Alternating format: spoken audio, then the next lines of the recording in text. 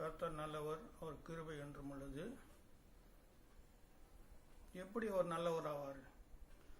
முதலாவது வேதவார்த்தை சொல்கிற சங்கீதம், கர்த்தரை துதியுங்கள், அவர் நல்லவர், அவர் கிருபை என்றும் உள்ளது சொல்லப்பட்டிருக்கு. வேதத்தை கொஞ்சம் ஆராய்வோம். கர்த்தர் நல்லவர். ஹல்லேலூயா. எனக்கு பிடித்தமான சில காரியங்களை கர்த்தர் சொல்லி கொடுத்துருக்கார். அது உங்கள் மத்தியில் நான் பகிர்ந்து கொள்கிறேன். வேதத்தில் எண்காமம் பகுதி 24வது அதிகாரம் 1வது வார்த்தை. இஸ்ரவேலை ஆசீர்வதிப்பதே கர்த்தருக்கு பிரியம் என்று பிழையாம் கண்ட போது சொல்லப்பட்டது. இஸ்ரவேலை ஆசீர்வதிப்பதே கர்த்தருக்கு பிரியம். 1 பேதுரு 2:9 சொல்லப்பட்டிருக்கு, நீங்கள் ஆசீர்வதிக்க கற்றுக்கொள்ளுங்க, சபியாதிருங்கள் சுட்டிருக்கு. ஆனால் நம்மளை ஆண்டவர் ஆசீர்வதிக்கத்தான் தெரிந்து கொண்டாக்கணும், சபிக்கத்துக்கு நம்ம தெரிந்து கொள்ளலை. அதனால் இந்த எண்காமத்தில் 23வது அதிகாரத்தில் 8, 9, 10வது வார்த்தை நம்ம வாசிப்போம், தியானிப்போம். இங்கே பிழையாமுடைய சில நல்ல குணங்களையும் நம்ம பார்க்கணும். எப்பயும் மற்றவங்க நம்ம கெட்டவங்களவே நம்ம நினைக்கூடாது, நம்ம வெறுக்கக்கூடாது, மற்றவங்களை சபிக்கக்கூடாது சொல்லிட்டு வேதம் நமக்கு சொல்லி கொடுக்குது. அந்த பிழையாமுடைய குணாதிசயங்கள் சிலது எனக்கு பிடிக்கும், சிலது பிடிக்காமல் இருக்கலாம். அவனும் தேவனுக்கு பயந்து வந்தான், ஆனால் என்ன சின்ன தவறுங்க செய்கிறான், அதனால் தேவனுடைய தண்டனை அவனை நிறைவேறுது. எண்காமம் 23வது அதிகாரத்தில் 8வது வார்த்தை வாசிப்போம். தேவன் சபிக்காதவனை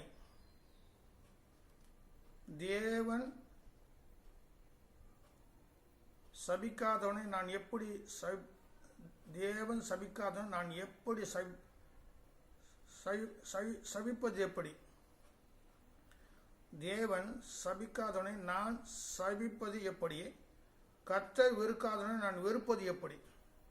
அந்த எப்படி சொல்லிட்டு ஒரு கேள்வி கேட்குறான். அப்போ அவன் என்ன சொல்றான்? கர்த்தர் சில பேர் வெறுக்கிறதில்லை, கர்த்தர் சில பேர் சபிக்கிறதில்லை. சில பேர் சூழ்நிலை பார்த்தா சாபத்து சூழ்நிலை போல இருக்கும், சிலபடி சூழ்நிலை பார்த்தா அவங்க வெறுக்கிற சூழ்நிலை போல இருக்கும். ஆனால் வேதம் சொல்லுகிறது, கர்த்தர் சபிக்காதவனை நான் எப்படி சபிப்பேன், கர்த்தர் வெறுக்காதவனை நான் எப்படி வெறுப்பேன், எப்படி நான் செய்ய முடியும்னு சொல்லிட்டு அவன் கேள்வி கேட்குறான். சில பேர் நம்மளை வெறுக்கிறாங்க, சில பேர் நம்ம சபிக்கிறாங்க. இல்லை, கர்த்தர் நம்ம சபிக்கிறதில்லை, கர்த்தர் நம்மளை வெறுக்கிறதில்லை. அவர் அநேக வாக்குத்தத்தம் பண்ணியிருக்கார், அநேக ஆசீர்வாதம் கொடுத்துருக்கார். நம்ம ஆசீர்வாதம் சுதந்திர கொள்ள வேணும்னு சொன்னாக்கா முதலாவது கீழ்ப்படின்னு ஆபராங்க போல. வாக்குத்தத்தம் சுதந்திரம் கொண்டு வேணும்னு சொன்னாக்கா அவர் சித்தத்தின்படி செய்யணும். இதுதான் 2 காரியம்.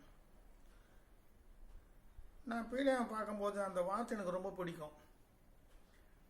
ஆண்டவர் அடிக்கடி சொல்லுவார், நீ யாரையும் சபிக்காத, யாரையும் வெறுக்காத சொல்லுவார். நம்ம சபிக்கிறதுக்கு நமக்கு என்ன அதிகாரம் இருக்கு? கர்த்தர் படைச்ச படைப்பை நம்ம சபிக்கிறதுக்கு நம்ம அதிகாரம் கிடையாது. கர்த்தர் வெறுக்காத நம்ம எப்படி வெறுக்க முடியும் சொல்லுங்க? கர்த்தர் சபிக்காத எப்படி சபிக்க? அதான் பிள்ளையாம சொல்றான். அவன் பாலா கொண்டு வந்து இவங்களை சபிய சொல்றான். அவன் ஆசீர்வதிப்பேன் ஆஸ்வதிக்கிறான். அதனால நம்ம ஆசீர்வதிக்கப்பட்ட பாத்திரம். 2வது காரியம் இதில் என்ன சொன்னாக்கா 8வது வார்த்தை, தேவன் சபிக்காதவன் நான் எப்படி சபிப்பது எப்படி, கர்த்தர் வெறுக்காதவன் நான் வெறுப்பது எப்படி? கேள்வி கேட்கிறார். கண்மலை உச்சியிலிருந்து நான் அவனை கண்டு குன்றுக்களிலிருந்து அவனை பார்க்கிறேன். அந்த ஜனங்கள் ஜாதிக்கோடு கலவாமல் தனியே வாசமாயிருப்பார்கள். இஸ்ரவேல் மக்களே ஒரு தனியாக ஒரு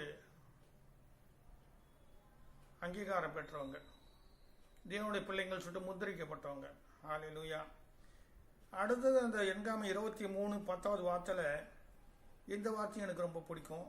கொஞ்சம் தியானிச்சு பாருங்க, எனக்காக இல்லை, நீங்கள் வேதத்தை தியானிங்க. யாக்கோப்பின் தூளை எண்ணத்தக்கவன் யார்?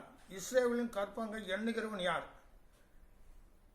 நீதிமான் மரிப்பது போல் நான் மரிப்பேனாக சொல்றான். பிலேயாம் சொல்றான், நீதிமான் மரிப்பது போல நான் மறிப்பேன்னு சொன்னான். அவன் நீதிமான மறிக்கல.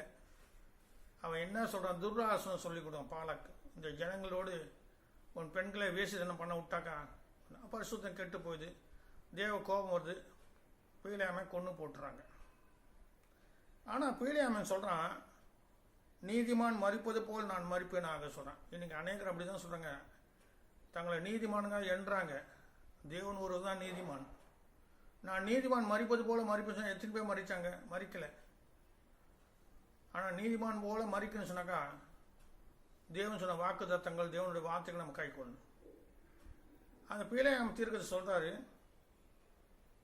தேவன் சபிக்காதவனை. ரெண்டாவது எனக்கு பிடிச்சது, கர்த்தர் வெறுக்காதவனை. என்னை எவ்வளோ பேர் வெறுத்தாங்க, எவ்வளோ பேர் என்னை சபிச்சாங்க, நான் உயிரோட தான் இருக்கேன், நல்லா தான் இருக்கேன், இந்துலேருந்து ரட்சிக்கப்பட்டேன், தமிழ் வராது, படிக்க தெரியாது, இருந்தாலும் தேவன் என்னை நேசிப்பதால் அவர் எல்லாத்தையும் பைபிள் பூரா சொல்லி கொடுத்து ஒரு ஊழியக்காரா வச்சிருக்காரு. என்ன சொல்லுவார், நீ யாரும் சபிக்காத, யாரும் வெறுக்காத. சில பேர் தாளந்தர் பார்த்து நேசிப்பாங்க, தாளந்தர் சொன்னால் வெறுப்பாங்க, பணக்காரனை நேசிப்பாங்க, தரித்திர வெறுப்பாங்க. அப்படிலாம் இருக்கக்கூடாது. இல்லாதவனை வெறுப்பாங்க, அப்படியெல்லாம் வெறுக்கக்கூடாது. தேவன் நம்மளை வெறுத்துருந்தா நம்ம ரசிக்கப்பட்டிருக்க மாட்டோம். தேவன் நம்மளை சபிச்சிருந்தாக்கா எப்போ நம்ம மண்ணோட மண்ணாக போயிட்டுருப்போம். ஆண்டவர் யாரையும் சபிக்கிறதில்ல, யாரையும் வெறுக்கிறதில்லை. இது உண்மையான வார்த்தை, வேத வார்த்தை. அதனால நீங்களும் என்ன பண்ணு, யாரையும் சபியாதிருங்கள், யாரையும் வெறுக்காதீங்க. உங்க வெறுப்பை காட்டக்கூடாது, உங்க சாப வார்த்தை சொல்லக்கூடாது. அவன் சொல்றான், நான் நீதிமான் மறிப்பது போல மறிப்பேன்னு சொல்றான். ஆனா மறிக்கல. கீழே சொல்றாரு, என் முடிவு அவன் முடிவு போல் இருப்பதாக என்றான். யாருடைய முடிவு? யாருடைய முடிவு யார் கையில் இருக்கு? கர்த்தர்கிட்ட தான் எல்லாருடைய முடிவு கருத்தில் இருக்கு. ஹல்லேலூயா. ஆனா சில பேர் முடிவு பாருங்க, நீதிமான் போல மறிப்பதில்லை. ஏன்னு சொன்னாக்கா அவங்க தங்களை நீதிமான் சொல்லிக்கிறாங்களே காண்டி நீதிக்கு உட்படுறதில்லை. சில பேர் வெறுப்பாங்க, சில பேர் சபிப்பாங்க. அவங்ககிட்ட பணம் இருந்தாக்கா, பணம் இருக்கலாம், பதவி இருக்கலாம், ஞானம் எல்லாமே இருக்கலாம். ஆனால் தேவ அன்பு இருக்காது. அன்பு சகலத்தையும் சகிக்கும் சொல்லிட்டு கொரிந்தியர்ல சொல்றார் பவுல். ஆனால் சகிப்பு தன்மை சகலத்தையும் நம்பும், அயோக்கியமானது செய்ய சொல்றார். இந்த காரியங்கள்லாம் நம்ம விட்டு விலகும் போது தேவன் நம்மளை ஆசீர்வதிப்பார். நீதிமொழிகள் 6வது அதிகாரத்தில் சில காரியங்களை பார்ப்போம். தேவன் சொல்ற வெறுக்கிற காரியங்கள். நீதிமொழிகள் 6 அந்த சொல்றாரு. இங்கே நீதிமொழிகள் 6வது அதிகாரத்தை 12வது வார்த்தை கொஞ்சம் தியானிப்போம். நான் படிக்கிறேன். பேலியாளின் மனுஷனாகிய ஒரு துர்மார்க்கன் அகமுடையம் பேசி திரிகிறான். 2வது, அவன் தன் கண்களால் செய்கை காட்டி, தன் கால்களால் பேசி, தன் விரல்களால் போதனை செய்கிறான். சில பேர் அப்படிதான் செய்யறாங்க. துர்மார்க்கனோட போதனை பண்றாங்க. பவுல் சொல்றாரு பிலிப்பியர் 1வது அதிகாரத்தில், நீங்க வாசிங்க, 17, 18, 19 இருக்குன்னு நினைக்கிறேன். அவர் சொல்றார், நல்லோர் மூலமாக தீயோர் மூலமாகுவது சுவிசேஷம் பரவது கண்டு நான் சந்தோஷம் அடைகிறேன்னு சொல்றார். தேவனுடைய சுவிசேஷம் பரவுறதுனால நம்ம யாரையும் வெறுக்கக்கூடாது, யாரையும் சபிக்கக்கூடாது. அவங்களுக்காக நாங்கள் ஜபிக்கணும். ஹல்லேலூயா. அப்புறம் அவன் இருதயத்தில் திரியா வரம் உண்டு, இடைவிடாம பொல்லாப்பை பிணைத்து வழக்குகளை உண்டு பண்ணியான். திரியா வரம் சொல்லி திருச்சி பேசுவாங்க. தேவனை குறித்தும் பேசுவாங்க, உலகத்தை குறித்தும் பேசுவாங்க. தேவனுக்கு பிரியமா சில பேர் பேச மாட்டாங்க, தங்களுக்கு பிரியமா உண்டாக்க பேசுவாங்க. திரியாவரம் அதான். திரியாவரம் சொன்னாக்கா தங்கள்கிட்ட வரமே இருக்காது, வரம் இருக்கிறாப்புல நடிப்பாங்க. தங்க அழைக்கப்பட்டிருக்காம போதகரா, ஆனால் போதக போல நடிப்பாங்க. அவங்களே சபை வச்சுக்குவாங்க, அவங்களே அங்கேயும் எல்லாம் செய்வாங்க. ஆனால் தேவன் அதில் பிரியமா இருக்க மாட்டார்.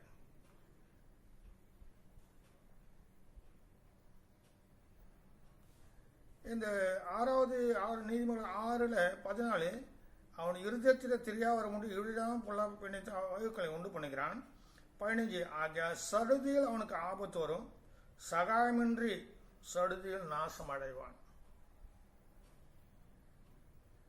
அடுத்து சொல்றாரு 16 6 காரியங்களை கர்த்தர் வெறுக்கிறார். கர்த்தர் வெறுக்கிற காரியங்களை நம்ம வெறுக்கணும். கர்த்தர் வெறுக்காத நம்ம எப்படி வெறுக்கிறது சொல்லுங்க? கர்த்தர் சபிக்காத நம்ம எப்படி சபிக்க சொல்லுங்க? நம்ம ஆசீர்வதிக்கப்பட்ட பாதம் ஆசீர்வதிக்க நம்ம தெரிந்து கொண்டாரு. ஹல்லேலூயா. 6 காரியங்களை கர்த்தர் வெறுக்கிறார். 7 அவருக்கு அருவருப்பானது. அவைகளில் மேட்டுமையான கண்ணு மேட்டுமையான கண்ணு கர்த்தர் வெறுக்கிறார். 2வது பொய் நாவை கர்த்தர் வெறுக்கிறார். பொய் நாவு, சில பேருக்கு பொய் பேசுவாங்க.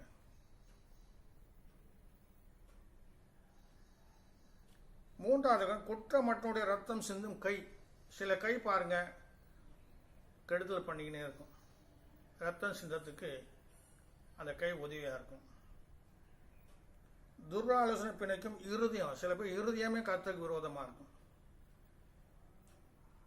அவன் கண்ணு கர்த்தருக்கு விரோதம், பொய் நாவு, கை, இருதயம். தீங்கு செய்து விரைந்தோடும் கால்கள். இதெல்லாம் கர்த்தர் வெறுக்கிறாரு. வெறுக்கிற காரியம் வேதம் நமக்கு விளக்குது, நமக்கு சொல்லிக் கொடுக்குது. அடுத்த துர்ஆசை பிடிக்க இருதயம், தீங்கு செய்வதற்கு விரைந்தோடும் கால்கள், அபத்தம் பேசும் பொய் சாட்சி, சகோதரனுக்குள்ளே விரோதத்தை உண்டும் பண்ணும் ஆகியவை. சகோதரனுக்கு விரோதத்தை உண்டு பண்ணுது. எங்க பார்த்தாலும் இப்போ விரோதம், பொய், ஒருத்தருக்கு வெறுக்கிறது, சபிக்கிறது, அது கூடாது. ஜபம் பண்ணுங்க, கர்த்தர் எல்லாத்தையும் மாற்றுவார்.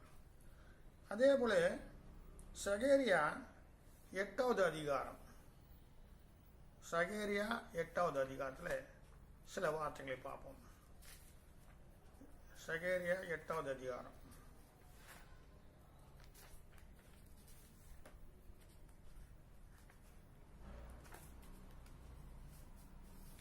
சகேரியா 8வது அதிகாரம் 10:98.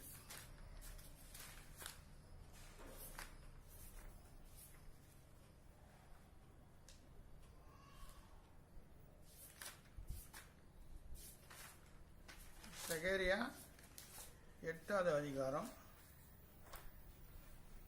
8வது அதிகாரத்தில் 15, 16, 17 வசனங்களை நம்ம வாசிப்போம்.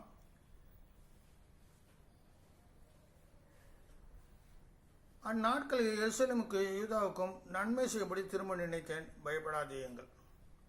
16 நீங்கள் செய்ய வேண்டிய காரியங்கள் என்னவென்றால், அவனவன் பிறனோடு உண்மை பேசுங்கள். உங்கள் வாசல்கள் சத்தியத்துக்கும் சமாதானத்துக்கும் ஏற்க நியாயம் தீருங்கள். அடுத்த 17வது வார்த்தை, ஒருவனும் பிறனுக்கு விரோதமாய் தன் இருக்க தீங்கு நினையாமலும் பொய்யின் மேல் பிரியப்படாமலும் இருங்கள். இவைகள்லாம் நான் வெறுக்கிற காரியங்கள் என்று கர்த்தர் சொல்கிறார். ஹல்லேலூயா. நான் ரட்சிக்கப்பட்டு 40 வருஷம் ஆகுது. கிறிஸ்தவ மார்க்கம் தெரியாது. என் கூட பிறந்தவங்க 16, எங்கள் அப்பா 16 பேர். கர்த்தர் என்னை தெரிந்து கொண்டார்.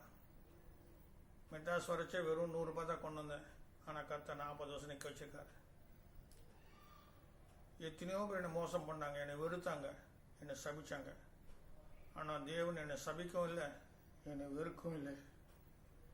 அதனால் நீங்கள் யாரையும் சபிக்காதீங்க, யாரையும் வெறுக்காதீங்க. அன்பு கூறுங்க, அன்பு கூறுங்க, அன்பு கூறுங்க என்று சொல்லி உங்களை ஆசீர்வதிக்கிறேன். கர்த்தர் நல்லவர். ஆமென்.